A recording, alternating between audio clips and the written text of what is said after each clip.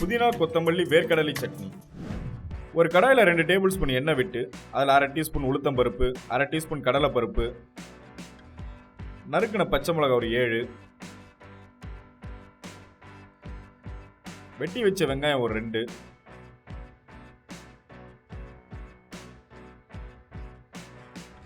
அது கூட கொத்தமல்லி 1/2 கப், புதினா 1/2 கப் சேர்த்து நல்லா வதக்கிக்கோங்க. வதங்கின பிறகு 2 டேபிள் ஸ்பூன் துருகின தேங்காய், அது கூட 50 கிராம் வேர்க்கடலை சேர்த்து நல்லா வதக்கிக்கோங்க. கொஞ்சம் புளி,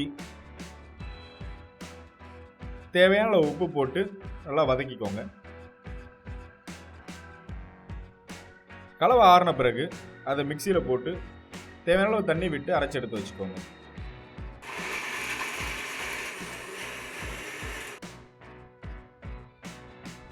தாளிக்கிறதுக்கு ஒரு கடாயில் 3 டேபிள் ஸ்பூன் எண்ணெய் விட்டு அதில் 1/2 டீஸ்பூன் கடுகு, 1 டீஸ்பூன் உளுத்தம்பருப்பு, ஒரு காஞ்ச மிளகாய், கொஞ்சம் கருவேப்பிலை, கொஞ்சம் பெருங்காயம் சேர்த்து